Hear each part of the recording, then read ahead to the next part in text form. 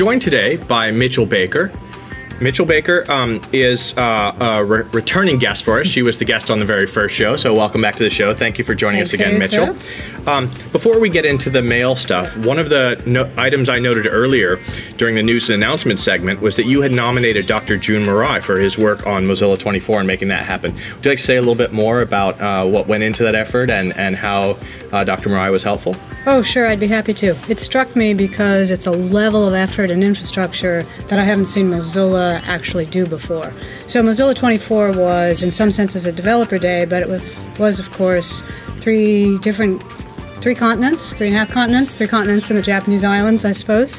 Real-time video, so an enormous amount of infrastructure of a type that we don't typically use.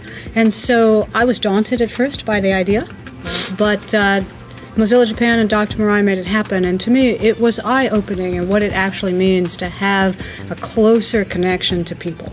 And so that's what we're trying to do with our software, is to make the internet more participatory. And I was really struck once again with, in the lower layers of the stack, how much could actually be done to build participation into the internet. And I thought all of Mozilla Japan did an enormous amount of work, but Dr. Murai, I think, led that aspect of it, and so I wanted to call it out.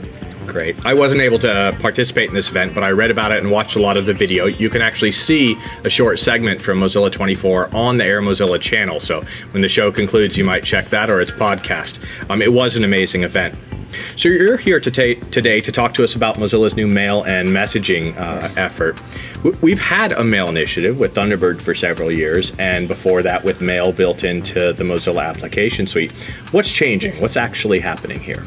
What's really changing is an increased focus and the creation of a group that's focused on mail and communications and Thunderbird and not trying to do everything.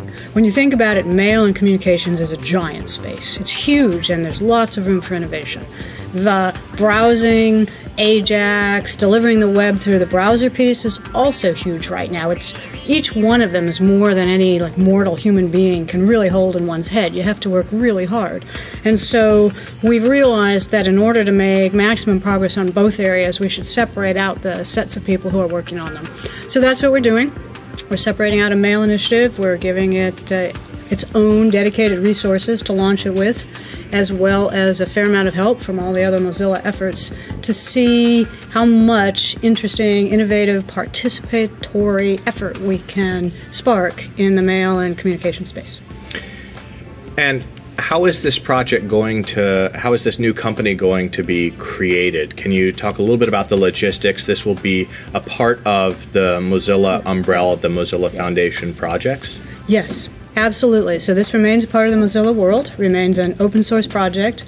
We'll create a new organization. Technically, it'll be a subsidiary of the Mozilla Foundation as a legal tool.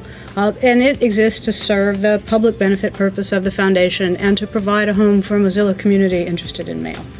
So it will have an organizational structure. We haven't set that up yet. It will have, people leading it. Typically, the technical name for that is Board of Directors. But it will be put together and organized as another locus of activity for community, because in the Mozilla world, that's what makes things happen. David Asher will lead that organization in a collaborative and participatory way. We know David well, so I'm very excited about that.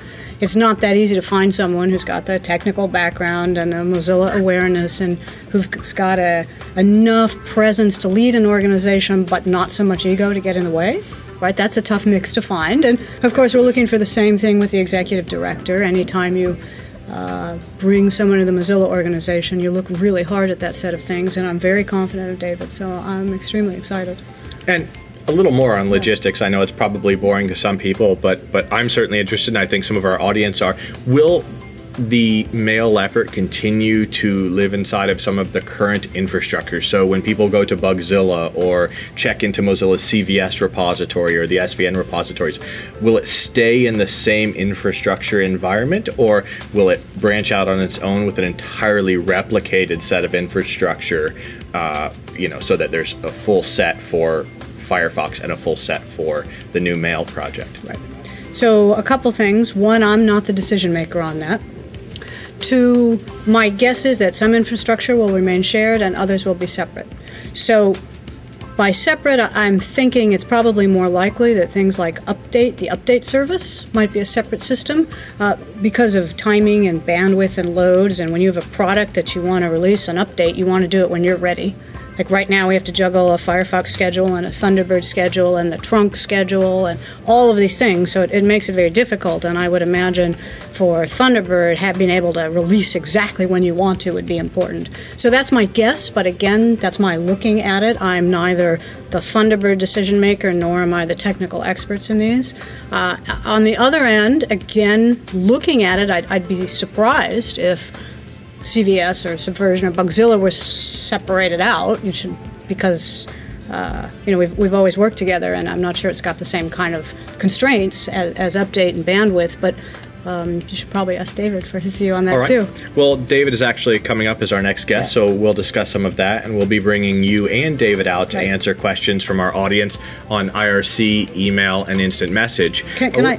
Yeah. I'm sorry. I meant to add one thing, the logistics piece. Yeah. The other thing that I didn't say is that there will be a transition plan for how Thunderbird becomes increasingly independent and how the resources that are currently dedicated remain effective and how things move in the build and release and how all this works. It's not sorted out. As soon as we think we have ideas, we'll tell people so we can get feedback. I think that transition plan is not a few weeks. It'll be a period of time to make sure that it's smooth and effective. So we're looking at months before we see likely a complete transition and staffing up of the new organization. If you say complete, yes. Not months before we see things, but to be totally complete, yes. We want to make sure it's a good, smooth transition.